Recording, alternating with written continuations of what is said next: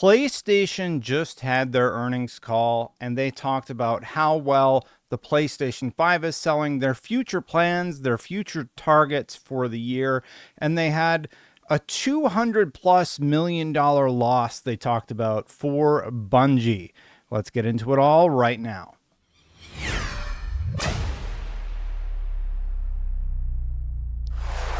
Long story short, let's just say Sony had a pretty good year. Sony has raised profit forecast after earnings beat lifted by music and imaging divisions.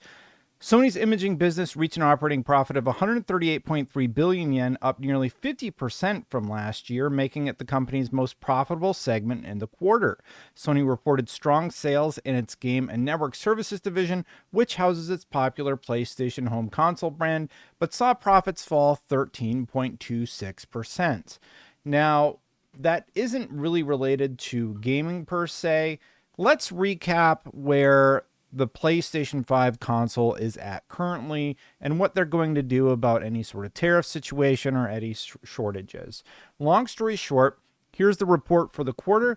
They sold 3.9 million consoles for the quarter. And if we jump over to my handy dandy graph, for the calendar year, you can see they are sitting at 84.2 million consoles sold, and they want to hit 90 million this year. That is what Lin Tao, the CFO over at Sony, said, and they should be able to handily do that. They only need to sell something like 5.8 million units to hit 90 million.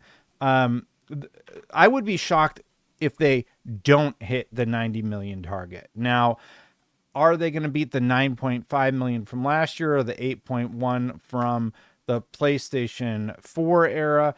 Time will tell, but if you match it in the same time period as the PlayStation 4, they are still sitting exactly 2.1 million behind where the PlayStation 4 was, and I do predict that they will surpass that number next year in 2026.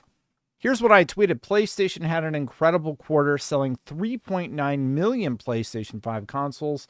This matches what they sold in the PS4 generation, and it is a 0.1 increase year over year. Monthly active users did drop 4 million this quarter, but later on during the presentation, they would clarify that that is actually a 3% year over year increase. Lin Tao, CFO at Sony, says PlayStation monthly active users is up 3% year over year. Playtime is up 1% year over year. They are trying to balance PS5 sales with profitability. There's a lot of concerns about components causing profitability to go up. They have clarified that they have enough units to carry them through 2025, and we will see what happens in 2026. Destiny 2 level of sales and user engagement have not reached the level they expected. They downwardly revised by 202 million US dollars. That's something like 35 billion yen. Something is going on over at Bungie. They massively dropped the ball in terms of expectations for Destiny 2, as they talked about multiple times on the call. Ghost Yotei, major hit, 3.3 million per Lina Tao.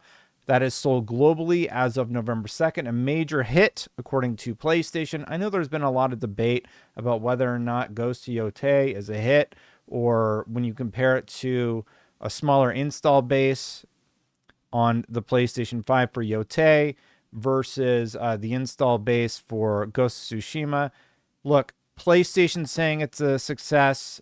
3.3 million in a month. I mean, that's a success no matter how you cut it. That is my take on the situation. And yeah, if we talk about where they're at with consoles, they are still sitting 2.1 million behind.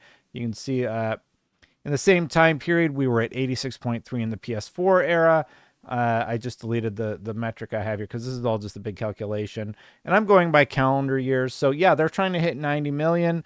They're still sitting 2.1 million behind. They are very close, and they are keeping that gap like neck and neck with where the PlayStation 4 was.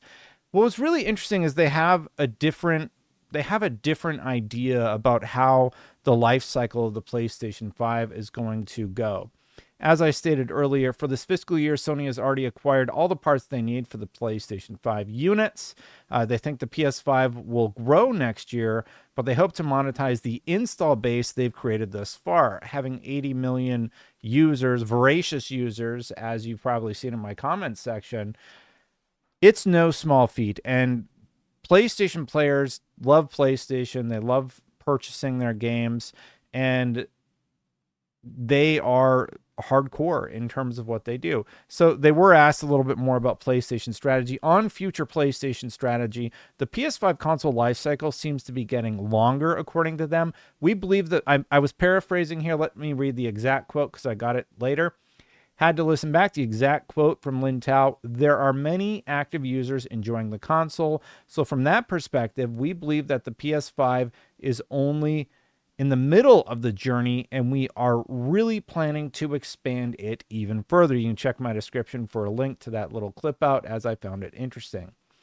And one of the final questions was about PlayStation raising prices of game contents. They want 90 million sold by the end of 2025. I think they can handily hit that. I would be shocked if they don't hit that number, if I'm being totally frank. And they see Wolverine and Marathon as big games for 2025, 2026. Yeah, they seem to indicate, they tip their hat a little bit. They're indicating that Marathon will launch in 2025. Now, there's a question, does that mean fiscal year 2025, which would allow Marathon to release by March of next year? Or when does that mean specifically? And they believe that Wolverine is going to be a big hit for them. No duh, Wolverine is going to be a big hit for you in 2026. You got one of the best game companies and a huge IP.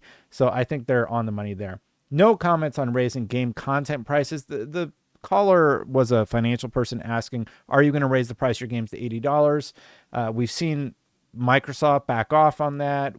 I don't think the $80 price point is where the industry needs to go to profit more. PlayStation only needs to sell 5.8 million units to hit 90 million by the end of 2025. I think they've got this in the bag, not going to lie. I would be shocked if they didn't sell that much this holiday. Sony is still sitting 2.1 million units behind the PS4 in the same time period. And yes, I'm talking exact same time period per calendar year. They're doing quite well. And we already covered off on the Ghost of Yotei selling 3.3 million. Now, there's this whole segment about Bungie, and I just kind of wanted to break it up because Bungie is Destiny 2 and Bungie is Marathon. Now, we've heard the stories about Marathon development sort of going awry. They did talk about the recent playtests, but they didn't indicate if they liked the numbers or didn't like the numbers. It seemed like the whole playtest was about player retention, and if you go look at SteamDB, obviously the player retention was a little bit better, but I don't know that it was necessarily what they were hoping for. I guess time's going to tell on Marathon.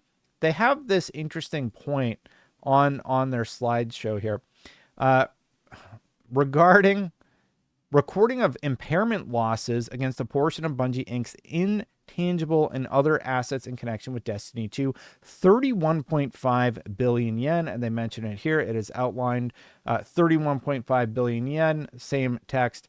On Bungie, one person asked how many assets they still have. Well, they clarified on that impairment loss that Bungie is the target for the impairment loss.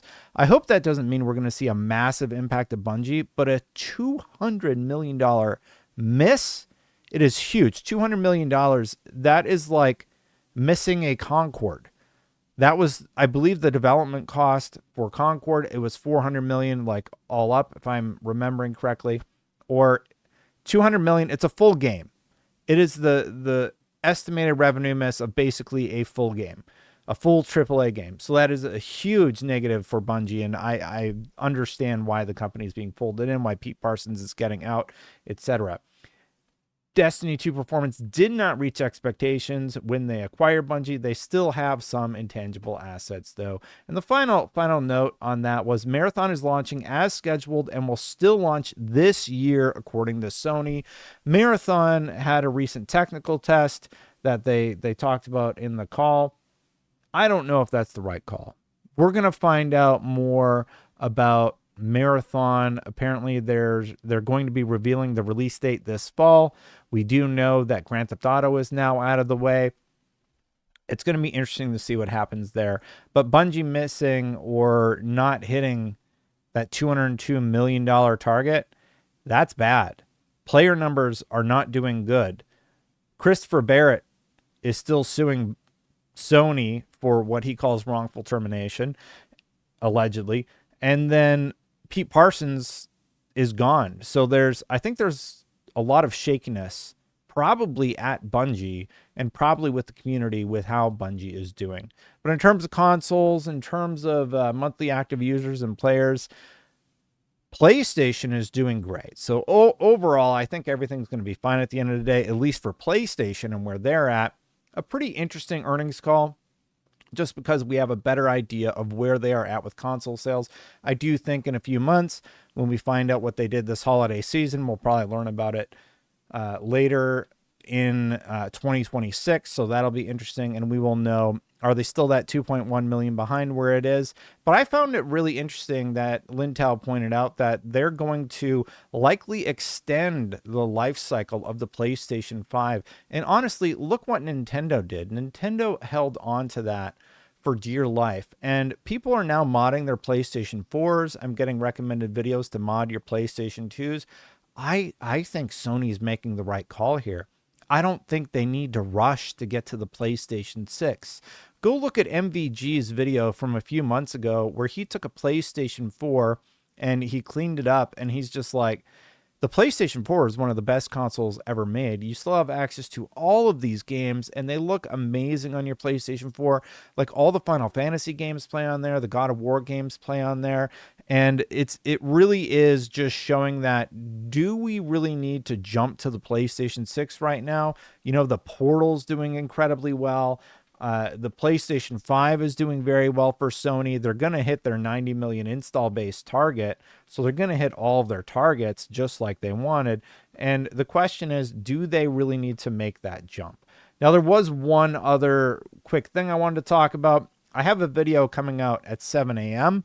I'm recording this in the middle of the night because that's when earnings call happens. But tomorrow, there's going to be a State of Play Japan for PlayStation. So stay tuned for that. Maybe I will do a video about that. We'll see what ends up being announced. That is happening at 2 p.m. Pacific. So in addition to this exciting earnings call, we are going to see some more PlayStation games. I'm tired. I'm going to get out of here. Let me know what you think. Do you think the PlayStation 5 should extend its life cycle? I actually think it's quite a good idea, but I'd love to hear your thoughts. Hit that subscribe button. Hit that bell to know when my content goes live. Thank you so much for watching. Thank you so much to the members for supporting Chris, Freddie, Philaroni, and Aries EMS. I appreciate all of my members who do support. You can support at patreon.com/SafeStatePlus or become a member on YouTube. Thank you so much for watching, everybody. I'm going to get out of here. Check out my video. Well, you know what? I'll put it here, and then when it goes live at 7 a.m. tomorrow, you can watch it. I did a longer recap because I missed the stream on Sunday, and I think people might like just all of the weekly news recap in one video, something I've been thinking about doing because it has been a little bit harder to get away from the kiddos as they don't take naps anymore. So that impacts my streaming time. Check that out. Let me know what you think, and I'll see you for the next one. Bye for now, everybody.